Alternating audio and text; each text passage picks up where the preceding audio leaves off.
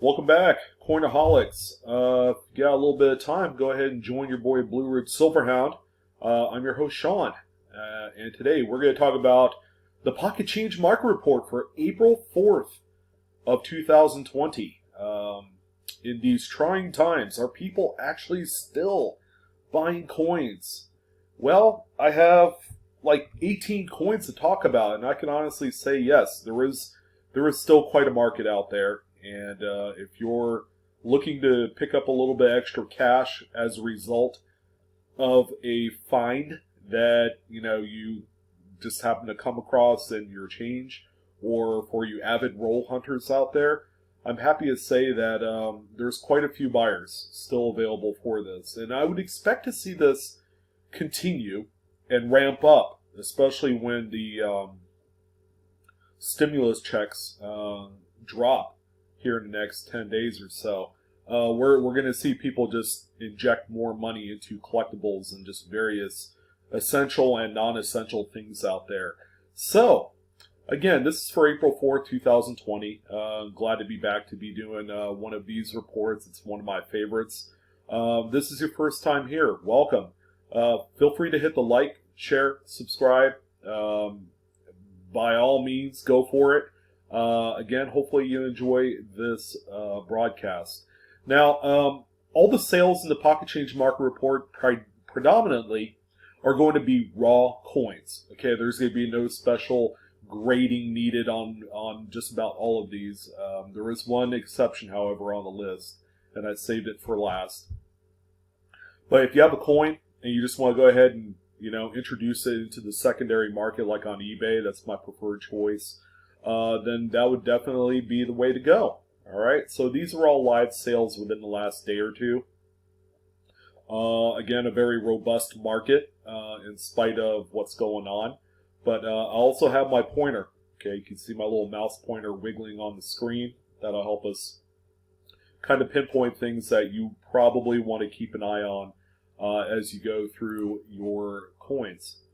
So the first one that I want to talk about here is going to be a 2016 Jefferson nickel. Okay, so this is the newer modified portrait that was introduced after 2005. So this one right here is a Philadelphia minted coin. You can see the little mint mark right there. I took the original images provided by the eBay sellers. So this one coin right here. I just kind of made it up, the reverse and obverse of the coin, and we're going to go ahead and talk about it. So this particular coin right here has a few things going for it. He labeled it as an about uncirculated type coin, which I agree with. Okay, it looks like it's seen a little bit of circulation. There's little nicks and stuff on the highest devices. But first and foremost, okay, it's got a 90-degree rotated die from the front to the back. So that's kind of interesting. In addition, the obverse of the coin has this really large strike through. I don't know what that could be. I think I've seen this before on a few occasions. But this is something, that was on the actual blank of the coin before it was struck. So if you guys want a little bit closer look, this is that strike through right there. It's pretty interesting. Now, this coin right here sold earlier today for $56. Yeah, you're not dreaming. $56 is a pretty solid amount of money for a coin that is barely 4 years old. But with these U.S. Mint errors, it definitely makes it a very valuable coin. So for those of you on the East Coast, keep an eye out for stuff like this. Pretty neat. All right, so the next one that we have here is a little bit older $10 Federal Reserve note bill. As you guys know, the artwork on paper money these days is a little bit different than what it used to be 25, 30 years ago. But this is a 1988A series $10 FRN. Just looking at the note from the front of the note, it doesn't look like there's a whole lot going on. Okay, it just looks like a standard $10 bill that's worth about face value. But go ahead and flip it over on its back. You have this big old swath of green ink on the left side of the reverse of the note. And what this is it's a big old solvent ink smear. Okay, so it looks like it was applied with a paint roller. It's that dark and that robust, but this is a legitimate error. Okay, you just had a major run of ink that just, it got swathed on a portion of the note, let alone probably the subject sheet. But this is a real error. So this one right here sold for $89 earlier today. All right, so here's a coin at first glance that kind of got me tripped up. It's a 2004 Philadelphia. There's the P mint mark. This one was sold by a seller on eBay that originally thought that it was a low leaf variety. Okay, and keep in mind the low and high leaf varieties of these coins are only found on the Denver minted coins. All right, but after taking close look at it, it actually has a number of pretty sizable strike throughs. It just so happens the strike through here, right next to the ear of corn, gives it the appearance of like low leaves. But you also have this bigger area under the cow's neck area. But that's where a big old presence of grease was, and it's been translated onto the coin as these voids. So this is a pretty neat error. Again, these do pop up when you least expect it. This one right here sold for $18.50, proving again that a good strike through is worth a few dollars. On the obverse, you can see a little bit of the strike through on the neck area as well right here. All right, so the next one that we have here, who doesn't like a good off-center coin? This is a 1946S Lincoln wheat set. It's off-center by about 20 degrees, and it's in pretty decent shape. I would say it's an AU, about a circulated condition coin. But when we get into the little bit older Lincoln coins that are off-center by this margin, they're worth a little bit more, and they're a little bit tougher to find as well. So this one sold here earlier this morning for $75. It's a neat one. It's one of my favorites on the list. All right, so this one here, and this particular coin will serve as an example of a few things that I do like and don't like about these type of listings. Okay, the one thing I don't like about these listings is the images, because the coin was taken inside of a 2x2 cardboard holder.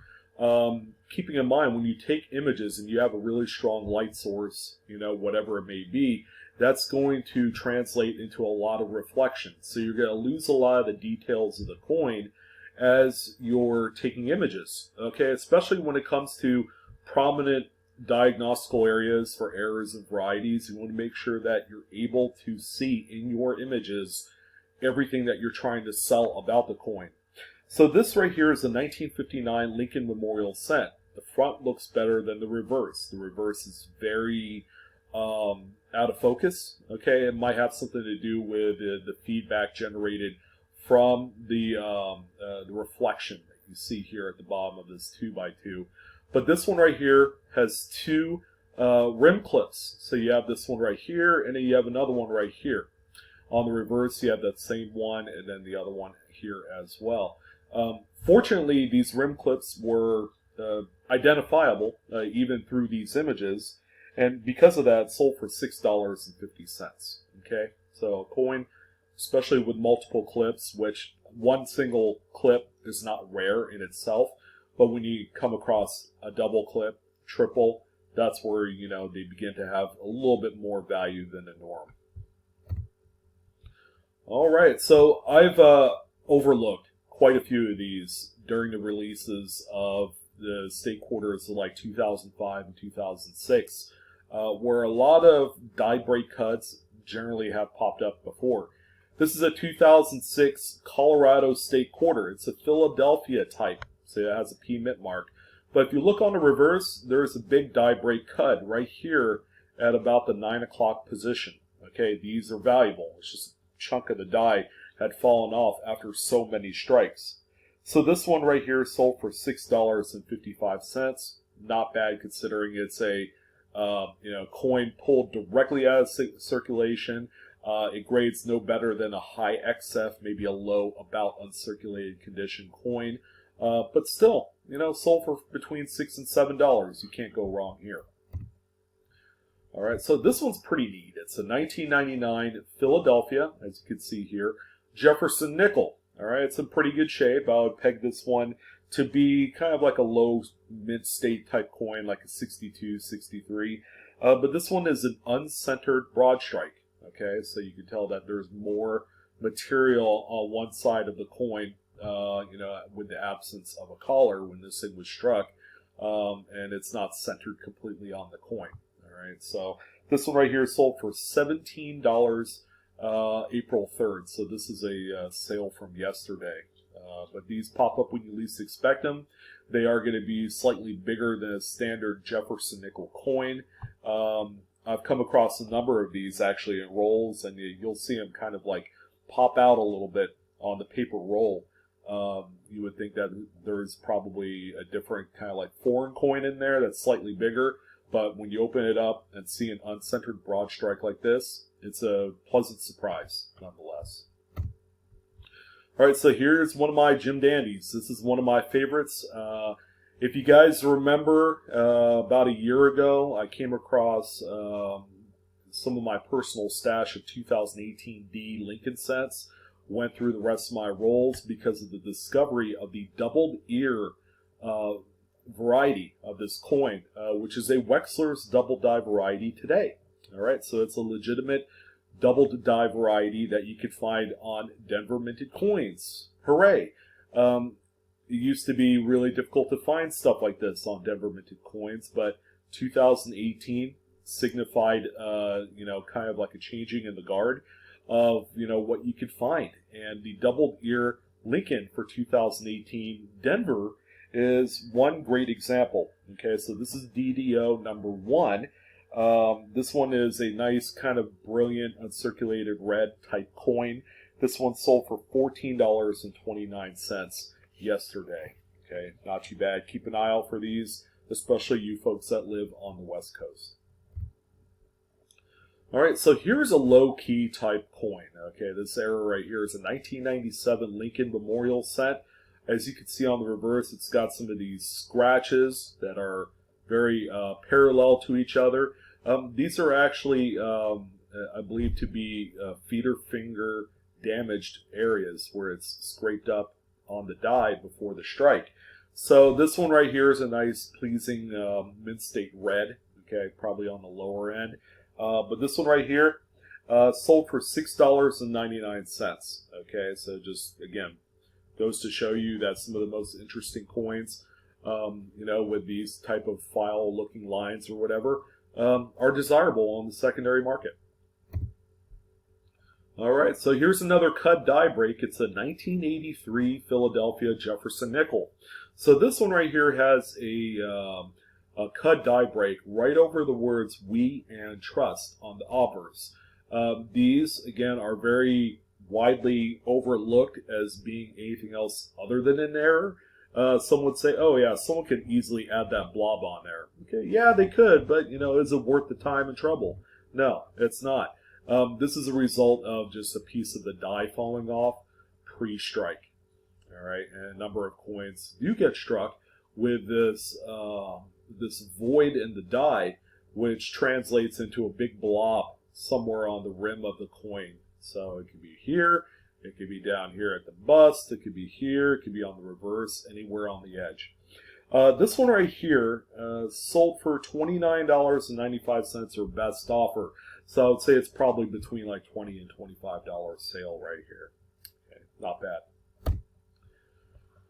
All right, for you candy half roll hunters out there, here's another good one. Okay, this one actually took me by surprise. It sold for a lot more than I thought it would go for after it was all said and done, but it's a 1972 D candy half dollar. For those of you that are familiar with this one is the elusive missing FG initials reverse coin. All right, so this one is a little bit tougher than the 1982 of the same type that sells for like $5 to $10. This particular example right here, again, nothing to write home to mother about. It's a very low grade example. I pegged this one as a raw, very fine. All right, but it sold for $38 their best offer, so probably 25 to $30 sale price. Not bad for a find that generally gets passed up as people are searching through half dollars for silver and much other better appealing coins. So do not overlook these missing initial coins. So this is a neat 1999 D Connecticut State Quarter. All right, so this one, as you can see, is off center by about 7-8 degrees, or percent rather. Sorry, I think I said degrees on the last off center coin. But this particular one right here is a nice, pleasing kind of like upper end, about uncirculated, maybe a low mint state grade coin. This particular example sold for $44, which is pretty good. This is one of the more popular designs with this charter oak design. So you add that and the fact that it's a pretty nice mint error, and you have a coin that sold for a couple Andrew Jacksons. So pretty nice example there. All right, so I've talked about these before. It's the Roosevelt dimes. This one, by the way, is a 2019 Denver. Okay, make a mental note of that. Denver minted Roosevelt dime. So this one right here, if you could see, has these parallel lines that run right behind the design devices, like the torch and the olive sprigs and all that great stuff. So this one right here has those parallel feeder finger damage lines, okay, which is a genuine mint error. This example right here, believe it or not, sold for $79.20. All right, even after almost 2 years after talking about the discovery of this error, still sells for quite a bit of money. All right, so take a mental note of this, that these coins right here flip every single dime. It doesn't matter if it's a Philadelphia or Denver minted example. Each one has exhibited these parallel lines behind the design devices that you see here, and it sells for quite a bit of money. All right, so here's one that if you're not looking at it, you'll miss it. Okay, so this one right here is a Lincoln Memorial cent. Date is yet to be determined because the final digit is gone. It's a 1990 something Denver Lincoln Memorial cent that obviously has this void right here, which is a struck through grease area. You also have a little bit of strike through on Lincoln's jacket, on the highest devices here, but primarily it's missing the last digit of the date. Now this one right here sold for $14.95. Right, so the strike throughs, again, very valuable in the error community. All right, so we have a Jefferson nickel. This one right here is a 1999 Philadelphia.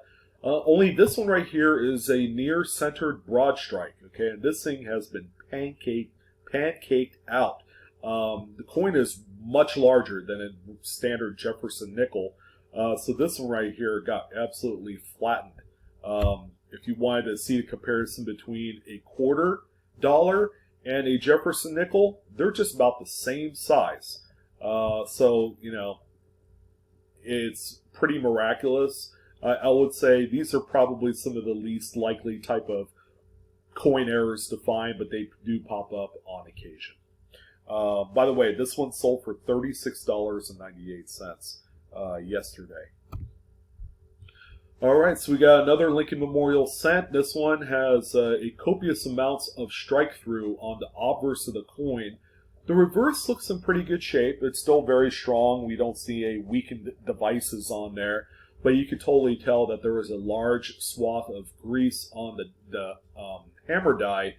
When this thing was struck, you can barely see, the date. It's a 1970 something. We just don't know what that final number is in the date, but you can see the flatness of the top of Lincoln, all of this detail here in the jacket area of Lincoln's bust is totally missing. But this one sold for $23.50. Okay, a little extra money if you didn't think that these would sell for that. This is a great example of why you need to look for stuff like this. All right, 1983 Lincoln Memorial Cent, double die reverse, number 1, FS 801, I believe, is the, or 501, one of the two. But this is the big dog double die reverse that everybody looks for, and this one is in pretty nice shape. The pictures leave a little bit left to be desired. All of this redness is a little unnatural, but I do think that it is a low-grade, brilliant, uncirculated example. You can see just the strong doubling that's accompanied with this particular date, and it only exists on the Philadelphia minted example. This one sold for $205.99 yesterday as a raw coin. Believe it or not, it was raw. All right. And then finally, we're going to end it off on a coin that, we're going to shake the internet up a little bit. But this is the one graded coin that I elected to put on here. It's a 1999 New Jersey state quarter. It's double struck. You can see it's a double struck. I guess they call this, what, a uniface or something like that. But it's double struck on the obverse, and then the back of it's all mushroomed out is what they call it. So, it just makes part of the devices look stretched and larger than it actually is.